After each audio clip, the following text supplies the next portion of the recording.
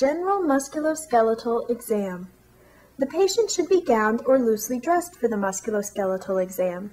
Begin each section with inspection for asymmetry, deformity, and atrophy, and identify the 6 cardinal signs of musculoskeletal disease: pain, redness, swelling, warmth, deformity, and loss of function. As with all sections of the musculoskeletal exam, begin with inspection. Then, palpate over each spinous process in the cervical spine. Next, palpate over the paraspinous muscle groups. Now, being careful to isolate each axis, test the range of motion in 6 axes: flexion, extension, right lateral flexion,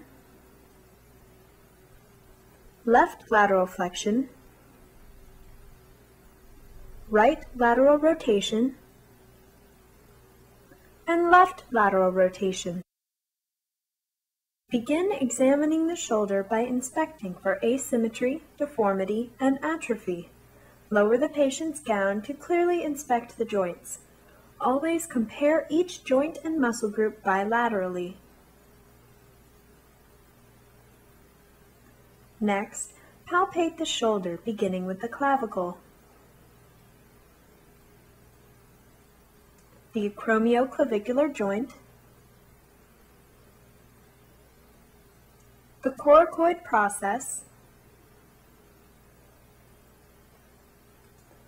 and palpate the scapula, including the medial, lateral, and superior borders, the inferior angle, and the spine of the scapula. Also palpate the glenohumeral joint and the long head of the biceps.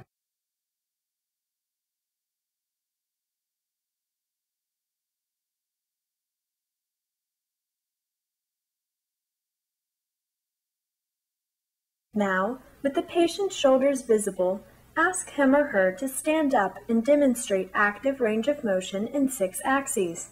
Always compare bilaterally. Make sure the patient crosses the midline when abducting and adducting.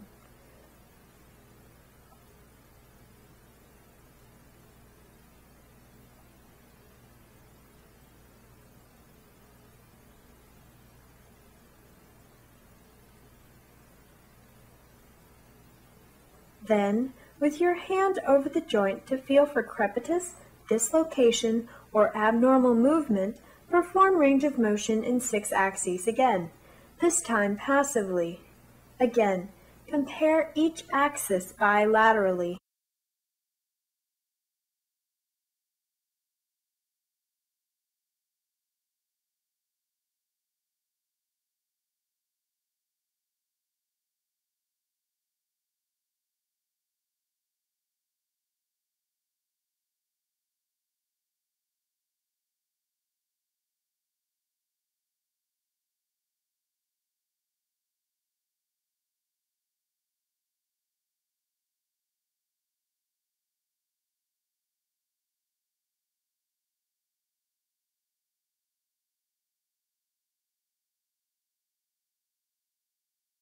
To examine the hand, first inspect the wrist and interphalangeal joints for swelling or clubbing.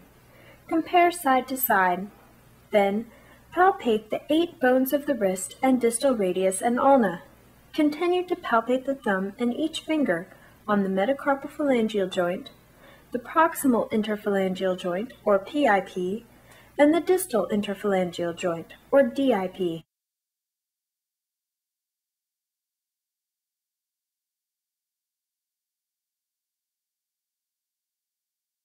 Perform active range of motion of the wrist, isolating each axis. Then perform passive range of motion, while feeling the joint. Continue performing active, then passive range of motion in each axis for the thumb and fingers. Make sure to test abduction and opposition of the thumb. Remember to compare each hand bilaterally.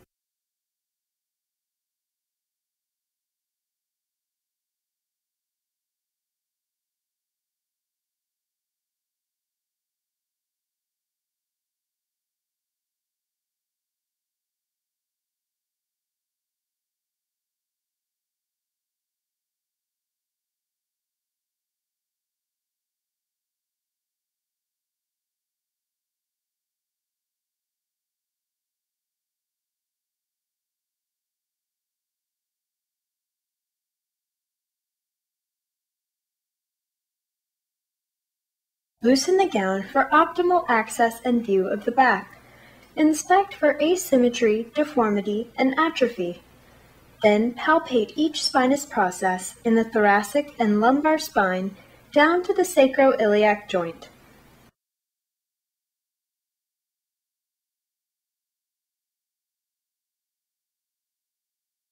Also palpate the paraspinous muscle group on either side of the spine.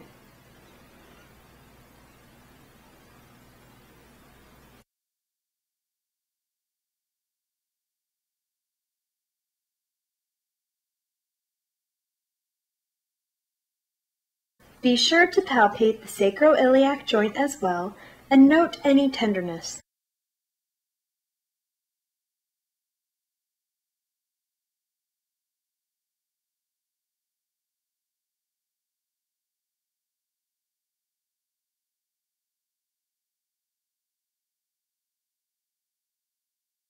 Ask the patient to stand up. With the back muscles and spine visible, perform active range of motion in 6 axes. Keeping the hips stabilized, ask the patient to flex and inspect the curvature of the spine. Extend, laterally flex,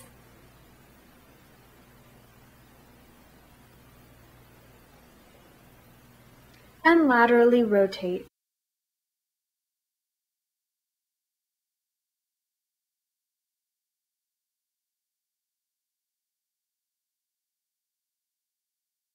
Begin the knee exam by inspecting for the 6 cardinal signs of musculoskeletal disease.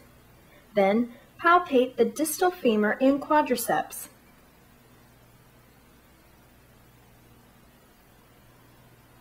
Palpate the medial and lateral joint lines. It may be helpful to move the joint while palpating for these to make sure you are in the correct location.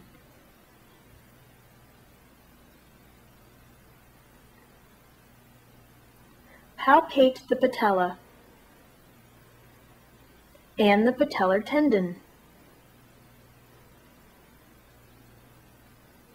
Also, observe and feel the patella while flexing and extending the knee.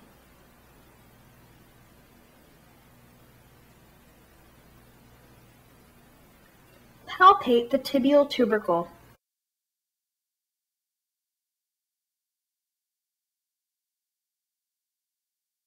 The head of the fibula, and the popliteal fossa.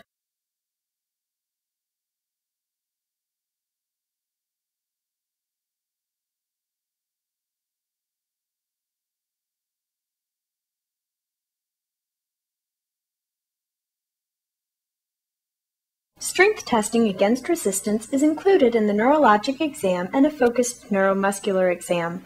While providing resistance, ask the patient to abduct the shoulder, flex the elbow, extend the elbow, spread their fingers, and oppose their thumb. Always compare strength from side to side. Ask the patient to flex his or her hips. They may do this one side at a time to brace themselves. Flex and extend the knee, dorsiflex and plantar flex the ankle.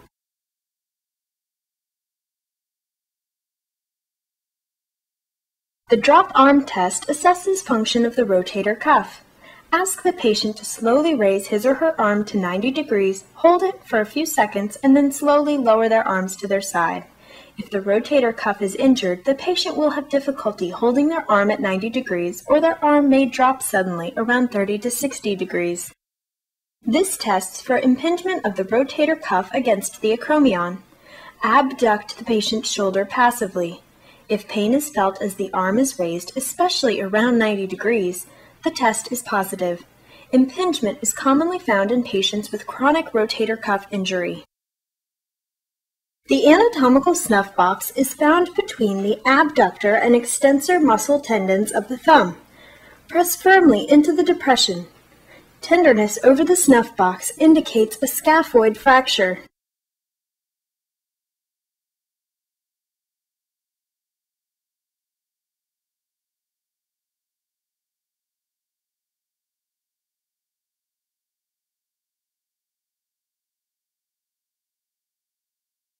To assess the integrity of the flexor digitorum superficialis tendon, hold the metacarpal phalangeal joint still to isolate movement of the proximal interphalangeal joint. Ask the patient to flex and extend his or her finger. To assess the integrity of the flexor digitorum profundus tendon, hold the metacarpal phalangeal and proximal interphalangeal joints in place. Once the distal interphalangeal joint is isolated, ask the patient to flex and extend his or her finger.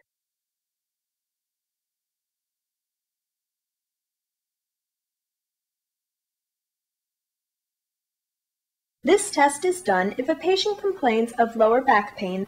With the patient's leg straight, raise the leg until pain occurs and then dorsiflex the foot. Increased pain down the L5 or S1 distribution suggests compressed nerve roots. Repeat on the other side. This test distinguishes hip pain from spine problems. Place the patient's foot on the affected side on the opposite knee. Place one hand on the patient's knee and the other on the opposite hip, and press down gently. Pain in the sacroiliac area suggests a problem with the sacroiliac joints rather than the spine. Repeat on the other hip. To test the integrity of the collateral ligaments, raise the patient's leg with the knee flexed approximately 15 degrees. Use one hand to brace the thigh while the other hand firmly pushes the leg in the medial and then lateral direction. Make sure you are attempting to slide the leg rather than bending it laterally. Watch for the tibia to dislocate from the femur in one direction.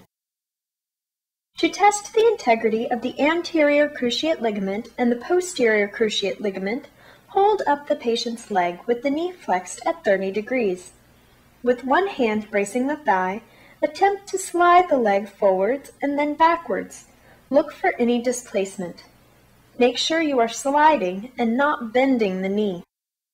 The drawer test is another method for testing the ACL and PCL.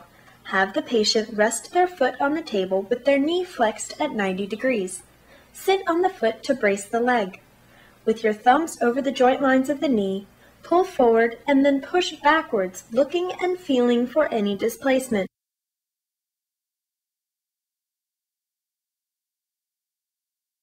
To test for fluid in the knee, use one hand to firmly milk down the thigh and suprapatellar pouch.